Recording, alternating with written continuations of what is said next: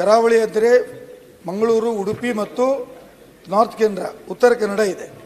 ಈ ಕರಾವಳಿ ಭಾಗದಲ್ಲಿ ತಲಪಾಡಿಯಿಂದ ಹಿಡಿದು ಕಾರವಾರವರೆಗೆ 320 ಕಿಲೋಮೀಟರ್ ಕೋಸ್ಟಲ್ ಬೆಲ್ಟ್ ಇದೆ ಸಭಾಪತಿಗಳೇ. ತಾವು ಯಾವಾಗ ಬರ್ತಾ ಇರ್ತೀರಿ. ಈ ಕೋಸ್ಟಲ್ ಬೆಲ್ಟಲ್ಲಿ ಸರ್, ಒಂದು ಬದಿಯಲ್ಲಿ ಗೋವಾ ಕಾರವಾರದ ಬದಿ, ಇನ್ನೊಂದು ಬದಿಯಲ್ಲಿ ತಲಪಾಡಿ ಹತ್ರ ಕೇರಳ. ಈ ಎರಡೂ ಬದಿಯ ಕೋಸ್ಟಲ್ ಬೆಲ್ಟ್ಗಳು ಏನು ಡೆವಲಪ್ ಆಗಬೇಕೋ ಅದು ಎಲ್ಲ ಡೆವಲಪ್ಮೆಂಟ್ಗಳು ಆಗಿದ್ದಾವೆ. ಪ್ರವಾಸೋದ್ಯಮದಲ್ಲಿ ಆಗಿದೆ, ಕೈಗಾರಿಕೆಯಲ್ಲಿ ಆಗಿದೆ, ಎಲ್ಲ ಭಾಗದಲ್ಲಿ ಆಗಿದೆ. ಆದರೆ ಇದು ಈಗ 15 ವರ್ಷ ಆಯಿತು ಕರಾವಳಿ ಅಭಿವೃದ್ಧಿ ಪ್ರಾಧಿಕಾರ ರಚನೆ ಮಾಡಿ. ಇದರ ಪ್ರಮುಖ ಉದ್ದೇಶ ಇರುವಂಥದ್ದು ಕೈಗಾರಿಕೆಗಳ ಅಭಿವೃದ್ಧಿ ಮಾಡುವಂಥದ್ದು, ಪ್ರವಾಸೋದ್ಯಮ, ಬಂದರು ಇತ್ಯಾದಿ ಕ್ಷೇತ್ರಗಳಲ್ಲಿ ಸರ್ವತೋಮುಖ ಅಭಿವೃದ್ಧಿ ಮಾಡಲಿಕ್ಕೆ ಅಭಿವೃದ್ಧಿ ಪ್ರಾಧಿಕಾರ ಆಗಿದೆ. ಈ ಭಾಗದಲ್ಲಿ ಅಭಿವೃದ್ಧಿ ಈ ಕೆಲಸವನ್ನು ಮಾಡುವುದನ್ನು ಬಿಟ್ಟು ಬೇರೆ ಎಲ್ಲ ಕೆಲಸಗಳನ್ನು ಮಾಡಿದ್ದಾರೆ ಸಭಾಪತಿಗಳೇ. ರೋಡ್ ಮಾಡಿದ್ದಾರೆ, ತೋಡು ಮಾಡಿದ್ದಾರೆ, ಚರಂಡಿ ಮಾಡಿದ್ದಾರೆ.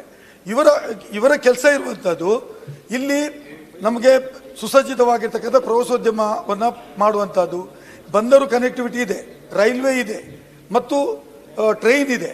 ಎಲ್ಲ ಕನೆಕ್ಟಿವಿಟಿ ಇದ್ದಾಗಲೂ ಕೂಡ ಕೋಸ್ಟಲ್ ಬೆಲ್ಟಲ್ಲಿ ಎಷ್ಟು ಅಭಿವೃದ್ಧಿ ಆಗಬೇಕಿತ್ತೋ ಅಷ್ಟು ಅಭಿವೃದ್ಧಿ ಆಗಲೇ ಇಲ್ಲ. ಮತ್ತು ಪಬ್ಲಿಕ್ ಸೆಕ್ಟರ್ನವರು ಇನ್ವೆಸ್ಟ್ಮೆಂಟ್ ಮಾಡಲು ಸರಿ ಮುಂದೆ ಬರ್ತಾರೆ. ಒಂದೇ ಒಂದು 5 ಸ್ಟಾರ್ ಹೋಟೆಲು ದಕ್ಷಿಣ ಕನ್ನಡ ಜಿಲ್ಲೆಯಲ್ಲಿ ಇಲ್ಲ ಅಂತ ಹೇಳಿದ್ರೆ ತಾವು ನಂಬಲಿಕ್ಕಿಲ್ಲ. ಇಲ್ಲಿ ONGC ಇದೆ, MRPL ಇದೆ, ಎಷ್ಟೋ ಶಿಕ್ಷಣ ಸಂಸ್ಥೆಗಳಿದ್ದಾವೆ. ಒಂದೇ ಒಂದು 5 ಸ್ಟಾರ್ ಹೋಟೆಲು ಈ ಭಾಗದಲ್ಲಿ ರಚನೆ ಆಗಿಲ್ಲ. ಯಾಕಂದ್ರೆ ಒಂದೇ ಒಂದು ರೀತಿಯ ಒಂದೇ ಒಂದು ಬೆಳವಣಿಗೆಗೆ ಪೂರಕವಾಗಿರ್ತಕ್ಕಂಥ ಸಲಹೆ ಸೂಚನೆ ಪ್ರಾಜೆಕ್ಟ್ ಅನ್ನು ಕೊಡಲಿಲ್ಲ. ಇವತ್ತು ನಮ್ಮ ಜಿಲ್ಲಾ ಉಸ್ತುವಾರಿ ಮಂತ್ರಿಗಳಾದಂಥ ದಿನೇಶ್ ಗುಂಡೂರಾವ್ ಅವರಲ್ಲಿ ಇದ್ದಾರೆ.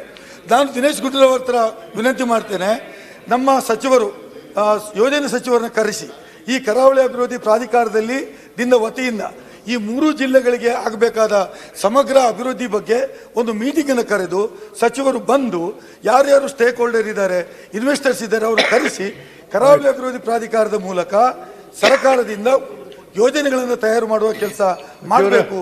ಮತ್ತು CRZ ಸಮಸ್ಯೆ ಇದೆ ಸಭಾಪತಿಗಳೇ. CRZ ನಲ್ಲಿ ಕೇರಳದಲ್ಲಿ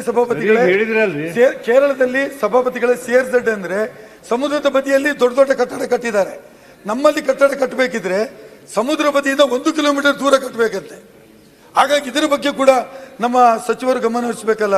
ಹಾಗಾಗಿ ಇಮಿಡಿಯೇಟ್ ಅವರು ಜಿಲ್ಲೆಗೆ ಬಂದು, ಜಿಲ್ಲಾ ಉಸ್ತುವಾರಿಗಳು ಸಚಿವರು ಇಲ್ಲಿ ಇದ್ದಾರೆ, ಅವರ ಕರೆಸಿ ಸಭೆ ಮಾಡಿ ಈ ಯೋಜನೆಗಳಿಗೆ ನೀವು ಚಾಲೆಂಜ್ ಕೊಡಬೇಕು ಅಂತ ನಾನು ಕೋರ್ತೇನೆ. ಸುಧಾಕರ್ ಅವ್ರು ಏನ್ ಹೇಳ್ಯಾರ ನೋಡಿ, ಹೋಗ್ರಿ ನೀವು.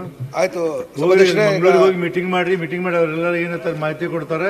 ಡಿಸ್ಟ್ರಿಕ್ಟ್ ಮಿನಿಸ್ಟರ್ ಯಾವ ಮೀಟಿಂಗ್ ಇರ್ತಾವೆ, ನೀವು ಹೋಗಿ ಮೀಟಿಂಗ್ ಮಾಡಿ ಅದೆಲ್ಲ ಸರಿಪಡಿಸಿ. ಖಂಡಿತ ಮಾಡ್ತೇವೆ. ಅಧಿವೇಶನ ಆದ ತಕ್ಷಣನೇ ನಾವು ಮತ್ತು ಗುಂಡೂರಾವ್ ಅವರು ಅಲ್ಲಿ ಮತ್ತು ಸಂಬಂಧಪಟ್ಟಂತ ಇನ್ನೂ ಇಬ್ರು ಉಸ್ತುವಾರಿ ಸಚಿವರು ಹೋಗ್ಬೇಕಂದ್ರೆ ಜಿಲ್ಲೆಗೆ ಅಧಿವೇಶನ ಮುಗಿದ ತಕ್ಷಣ ಸರ್, ಅದು ಮುಗಿದ್ಕೊಂಡು ಈಗ ಬೇಡ.